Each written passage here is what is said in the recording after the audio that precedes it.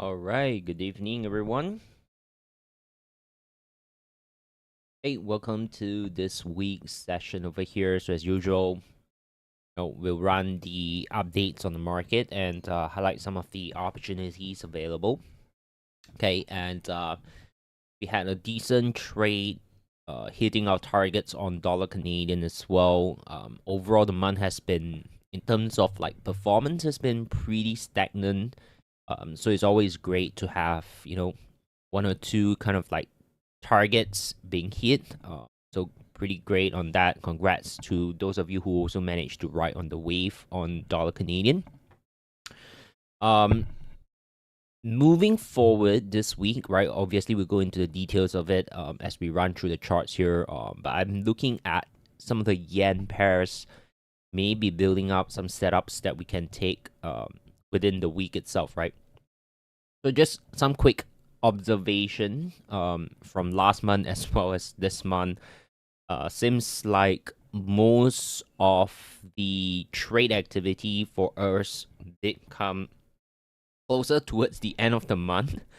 In September, I still remember we had like a couple of nice consecutive wins going into the end of the month as well. And so happened, of course, we won't know whether yen pairs are going to work out or not.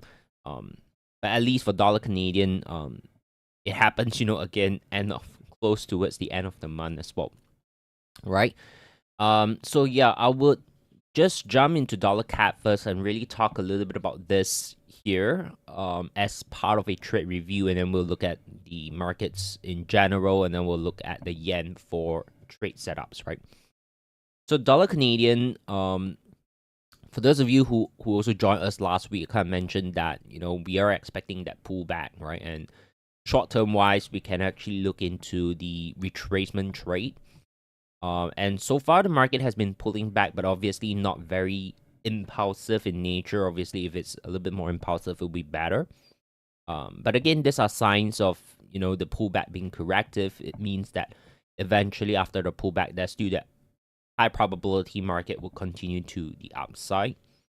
And of course, there's still room in which the market can still pull back towards, right? As part of a Fibonacci guidance, we are expecting price to pull back towards the 50% FIB, which is at 1.3900, right?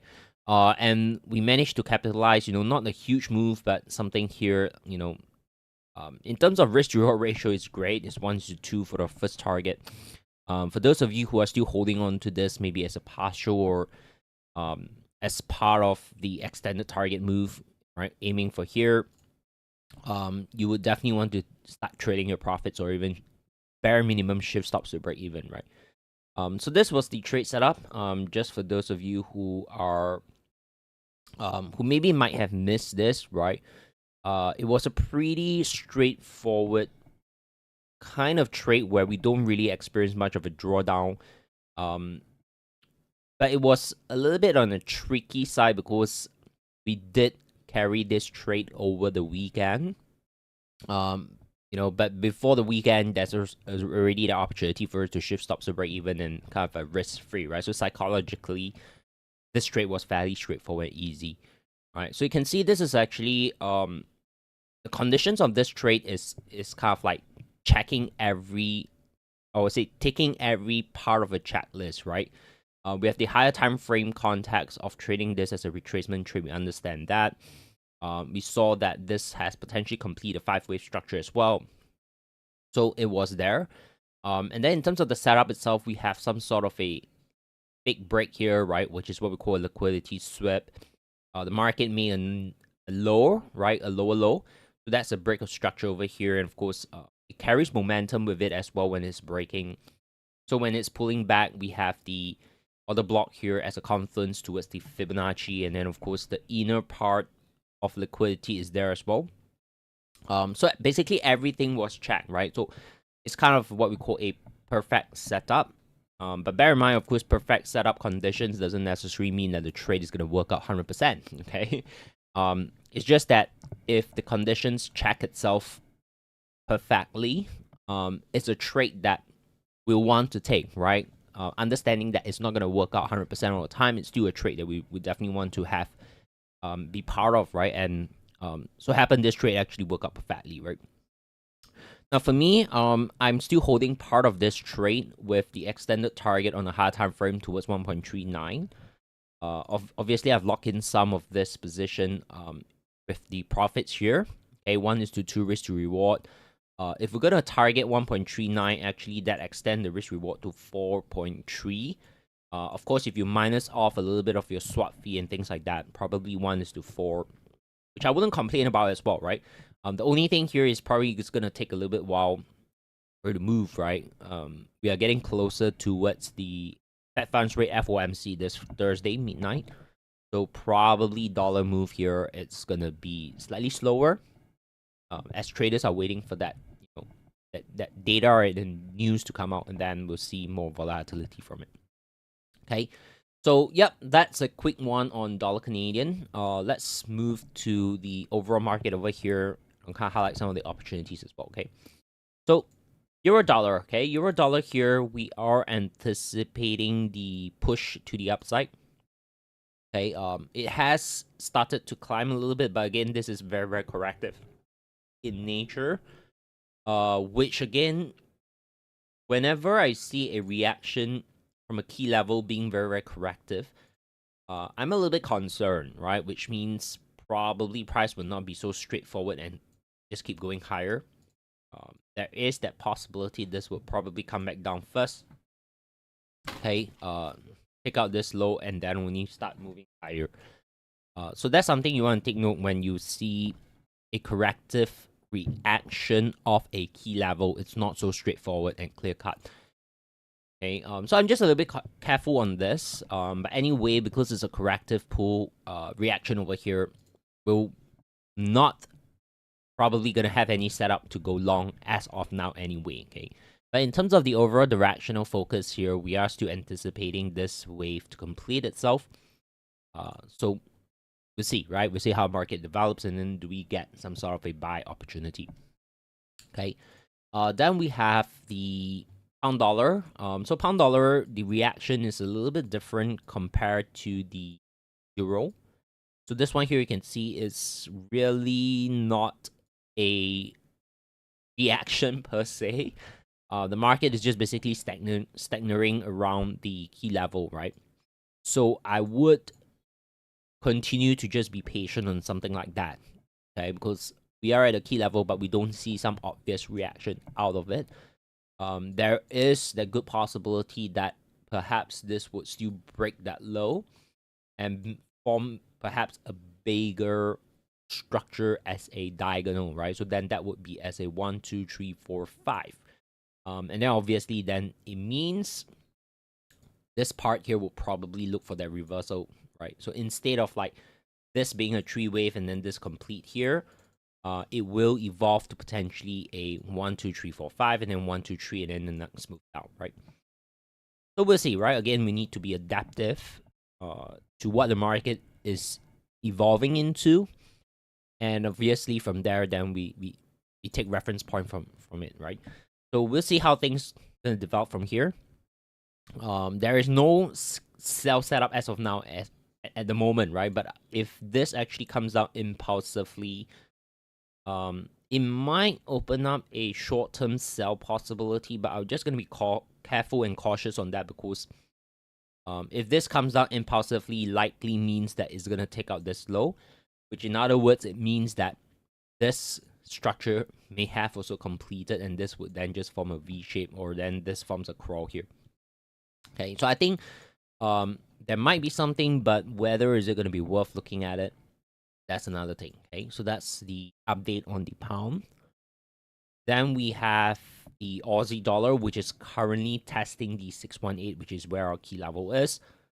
If we can get some sort of a decent reaction off this level, then obviously we're looking at the downside, right? Now, what I mean by decent reaction is we can obviously observe it from a 4-hour point of view where we get an impulsive leg, or alternatively, if we go down to the lower time frame, okay, we want to see at least at the lower time frame some sort of a impulse, short-term 1-hour impulse leg, right? We have some of our criteria setting up, right? You can see that this is a little bit of a crawl. This is liquidity sweep. This is a swing low point. If the market comes down impulsively, taking this out, that's going to form your breakup structure. If this is coming down impulsively, naturally, it's likely going to leave behind some value gap.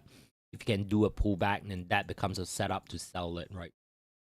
A little bit of forecasting, but I think it's quite clear as of what can potentially set up over here in the Aussie, right? We probably just need to give it a couple of days. Maybe with the FOMC statement, post FOMC, we're gonna get a setup maybe into Friday. Okay, so that's what we're gonna look out for. Dollar Canadian, we talked about it already. Then we have the dollar yen. Okay, which brings me into the yen pairs opportunity for this week. So dollar yen over here had a nice little reaction of this fib, right? Which I think last week we also covered, right? After a 3-wave move, we have a pullback. We expect another 3-wave move.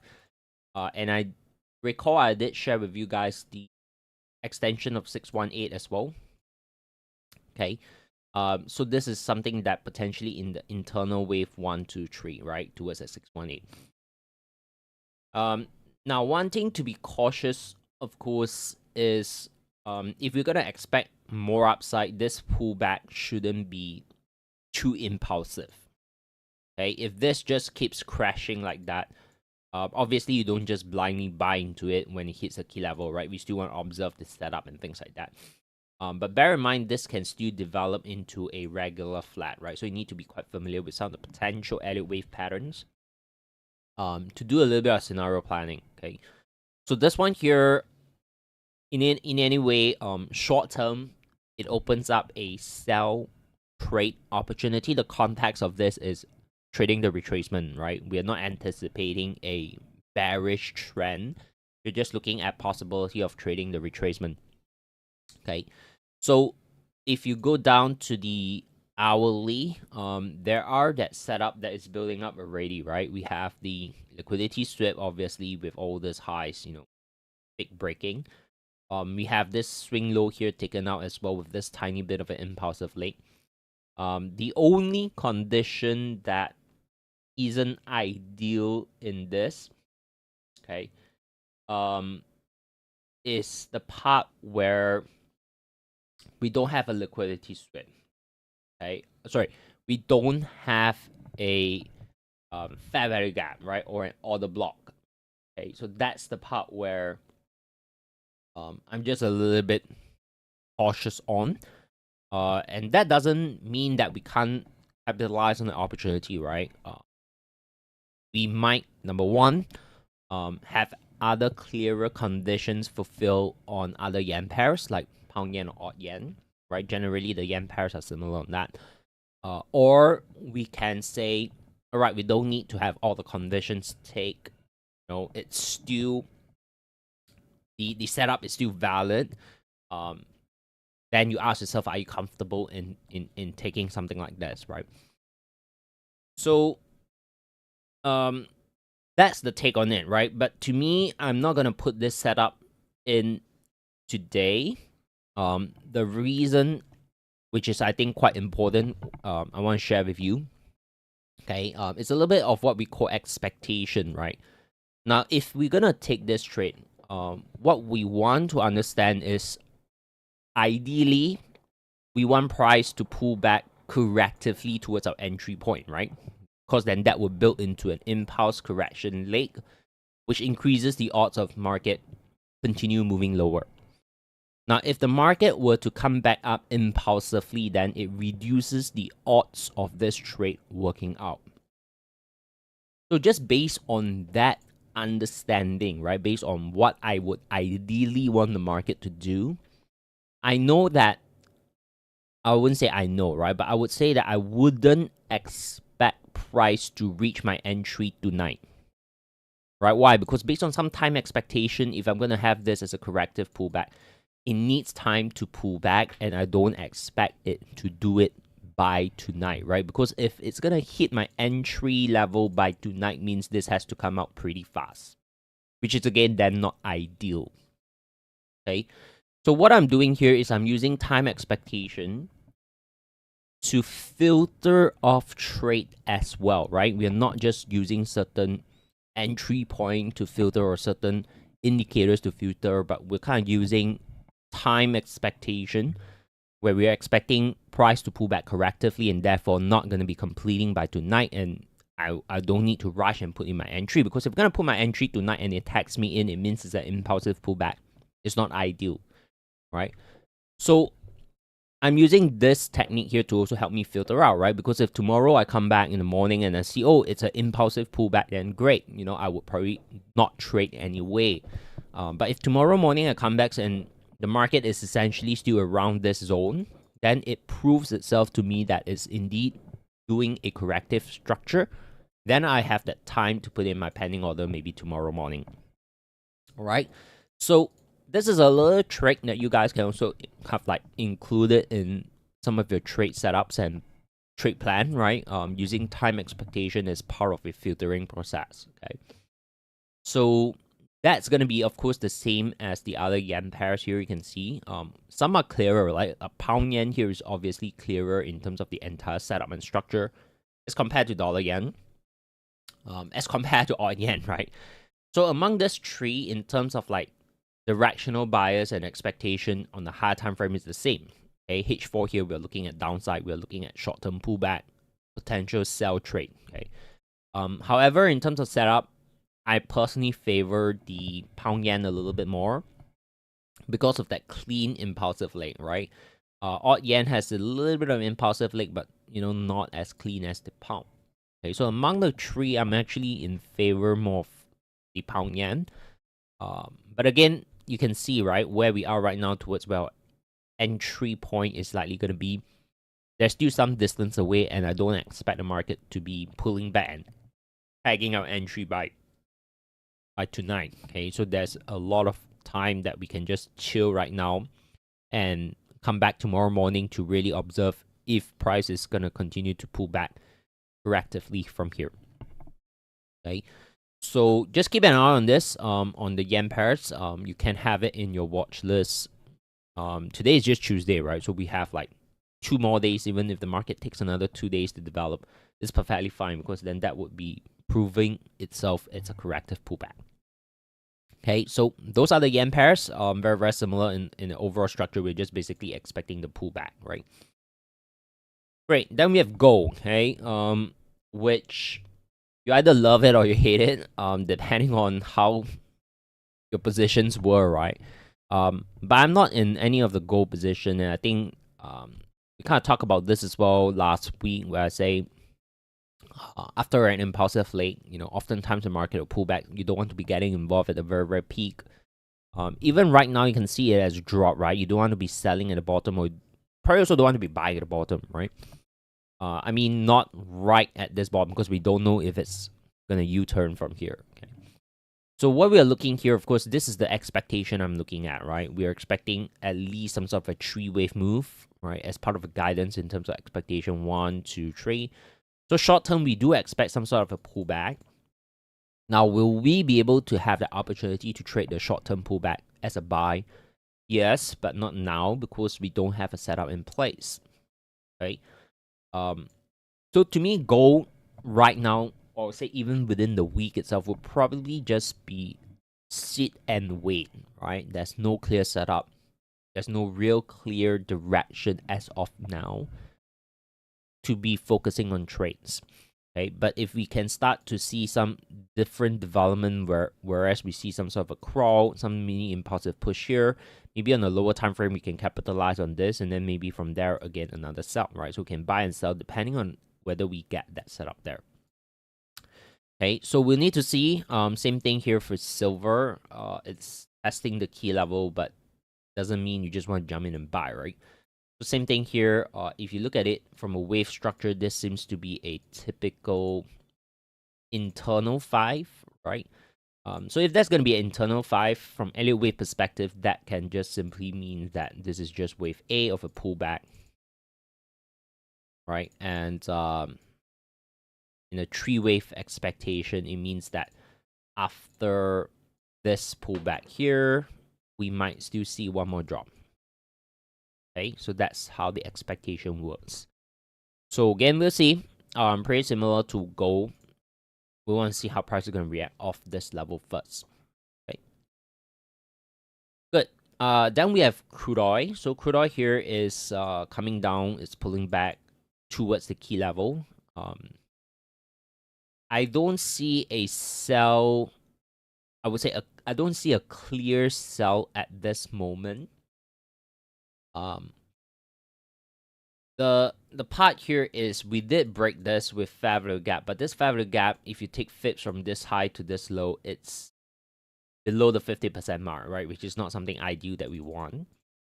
But things can change. If this continue to come down impulsively, then only start to pull back, then yeah, this fair value gap would present itself near our confluence entry point, right? Then that's something that we can consider to do a short-term sell, and then maybe from there is going to push back up after which, right? So this is the expectation. We expect this to pull back towards 59.45, 58.7 zone. Then we expect one more pushback up, right? So short term, whether we're going to get that sell really depends on the lower time frame. If we're going to get that impulsive lick a little bit more, then yes, right? So potential watch list, but we'll need to give it a little bit more time for more extra confirmation. Okay, so that's on crude oil. Then we have S&P, which successfully break that high. So again, we're just going to maintain a bullish bias. As I say, I think the equities are going to end off the year bullish. There's so far no sign to point towards a bearish move in the equities market, right? So any corrective pullback would naturally open itself as an opportunity to go for upside. Okay, but obviously you don't want to buy at the top, right? Again, you want to wait for the pullback to get involved in it, right? So that's pretty straightforward. Okay, the yen pairs, we kind of talk about it already.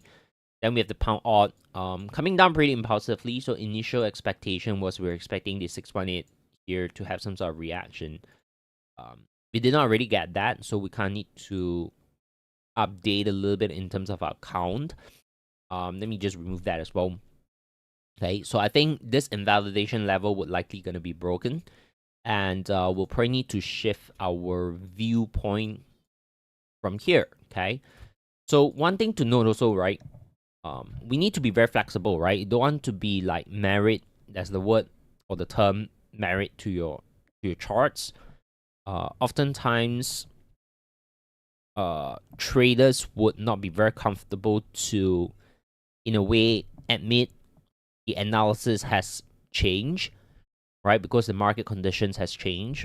But as traders, we need to be very, very comfortable in saying that, all right, our previous analysis is no longer valid. Let's update our view count, right? Because it's not really about whether our analysis are being right or wrong. It's more about evolving together with the markets, okay?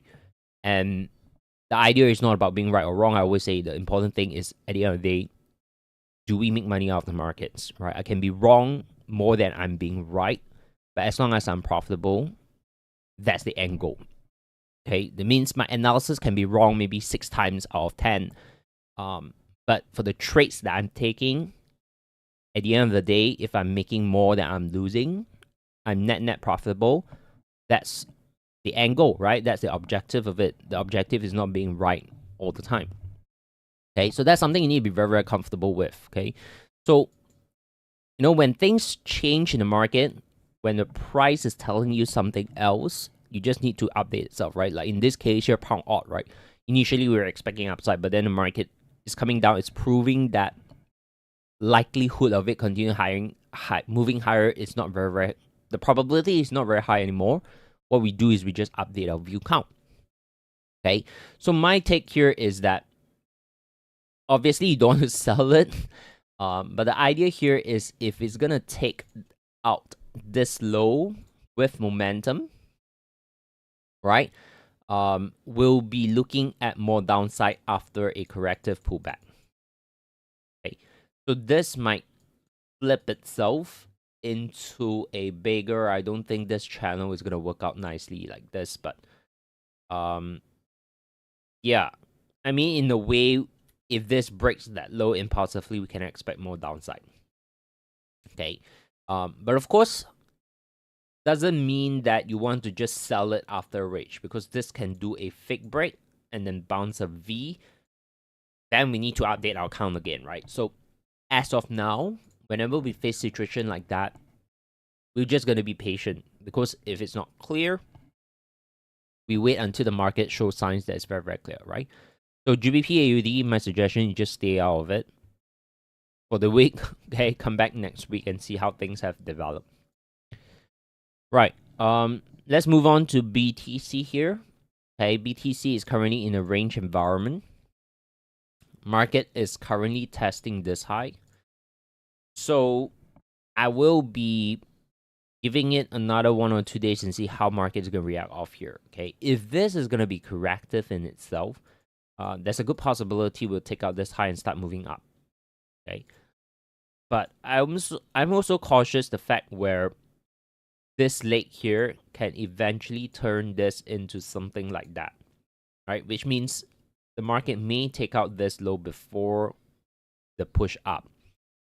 So we'll want to, the clue here is to see how the market is going to develop on this leg. Is it impulsive or is it corrective? Because if it's corrective, we can expect more upside. But if it's impulsive coming down, then you just need to be a little bit more cautious in the upside. Okay. So if you're looking at trading in the near term for Bitcoin, then you want to be a little bit patient and see how the market's going to react. But if you're more like longer term investing, then yeah, I did share we have this position here, which is a little bit on the upside. If this comes down more, that's another level that you can look to add in. If you're looking at long term, right, which means you're not having a hard stop, but you're also not leveraging, right? Meaning you are looking at buying it in a cash position. Okay. Yeah, so those are the updates that I have for this week. Very, very quickly, let's see if you guys have any questions that you want to clarify or any particular instruments that you wish me to cover. Feel free to put it into the chat.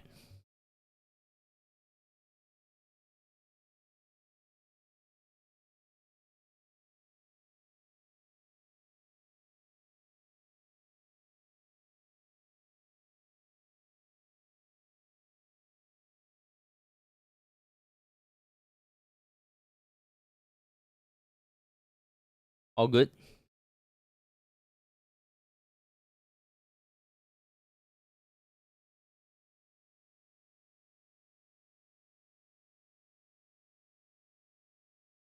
Cool. So if there's no questions, I hope today's session has covered some of this markets here for you guys to give you an idea what to look out for, right? And of course, for me here, definitely on the yen pairs that I want to look into. Okay, I see Calvin here putting in pound Canadian, so let's take a look at that. Good. Okay, so pound cat. You just remove some of this slow drawing previously done. Right. This is a little bit on the zoom out view on pound Canadian, right? So we are seeing this more of a crawl. The overall expectation is if this crawl structure can break, it's really opening up the downside here, right? But of course, zooming back in, there are some key levels that we need to see price break first, right? The first one is already very, very close to that, which is where the previous low is, plus the trend line over here. Okay. Now, obviously, we won't expect or assume that it's going to break. It's just more of like, this is the key level. We want to keep it an observation on how price is going to react off it. Now, even if it's going to break, it's probably not just going to break through like that unless there's a major news that's going to happen and push price through. This looks a little bit more of a crawl, so there is the possibility this will pull back first. If this pullback is corrective, then this impulse leg here might be the one that break the entire structure, right? And of course, if you're familiar with some chart patterns, this will then also open up a head and shoulder pattern. Okay, so that's the take on the pound Canadian side of things. Short term, you might even get that possibility of a buy here, right? And then after that, maybe if you see a setup here on the sell side, can then also capitalize on it. All right, so that's on pound Canadian. Then Irene here is asking for the NASDAQ, right? So let me just open up. Okay, NASDAQ. Right. So NASDAQ over here is pretty similar to the S&P in general. In fact, I always say S&P, NASDAQ, or even the Dow Jones, most of the time, the directional aspect of it is going to be more or less the same, right? So you can see here in NASDAQ is basically an impulsive leg breaking that. Just now we can't talk about S&P, pretty straightforward as well, right? We have that breaking of that high. So same thing here. I'm going to be expecting the equities market overall to be bullish. Okay, so I would say any sort of a pullback, okay, in Nasdaq or even S&P, will likely look for more upside. Okay, but right now it's a little bit too early to pull in our FIPS, right? Because the market is still kind of pushing up, right? Until the market gives us some sign of a top and it starts to pull back, we can then bring in our FIPS to give us some level or area of expectation in terms of like where the pullback is gonna go towards, right? But because right now price is still very, very near to the top, it doesn't make sense to put in a FIP here first, because if this keeps moving higher, you need to keep doing its adjustment, right? So usually what I do is I just wait for price to give us some sort of a top-ish side of things where it starts to show signs of, okay, it's pulling back. Then I can say, okay, this is a high, this is a low, then we can start to do that measurement, right? So I think S&P and NASDAQ in general, they are very, very similar. The overall bias is still very, very bullish. Just wait for a pullback and then look for opportunities to get involved in again.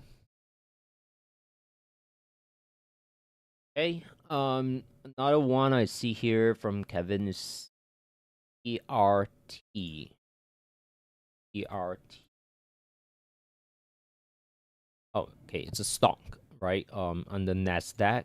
Probably never looked at this before. Let me just do a very, very quick scan. Okay. So fundamentally, I have no idea what this company does because I've never really looked into that before. But I will talk about it from a technical chart perspective, right? So obviously on the daily scale, we have this area of consolidation. The market is currently in that zone. I think even on the daily here, we are starting to see some sort of a diagonalish structure, right? Of course, if you take in the momentum indicator, you can see the divergence is there, right? Just based on price action, you can already observe that. So obviously, you don't want to be selling into this area, right? Instead, you want to see if you can get a reversal sign, and then maybe you expect this to push up. Okay. So this is where, as a stock, if the fundamentals of this is bullish, this is definitely an area that you can look to go in. But fundamentally, if this stock is not strong, right? So from fundamental point of view, it can give you some directional bias and focus. If the stock is not strong, you can look to buy it short term. Then maybe when it comes into some of these key areas here, you might then exit your buy. Maybe this is just a technical rebound, and then you look to sell it, right? So the fundamental of a stock can actually comes in to provide you that sort of insight. But just purely from technical, I would say this is the area where you probably don't want to be selling into it aggressively anymore, but instead, as I mentioned, look for that reversal to the upside. Okay, and then of course, just some key levels to take note: lows and highs. So this area would be some sort of a minimum expectation where price would potentially rebound towards. Okay. Yeah, so I hope that helps. All good? Cool. So, yep, I hope today's session give you guys some insights into the markets. What are the things to look out for as well. So all the best. And as usual, I'll keep you guys updated on the daily report itself, okay? So, good night. all the best, and we'll see you guys in the next live session. Okay, you guys.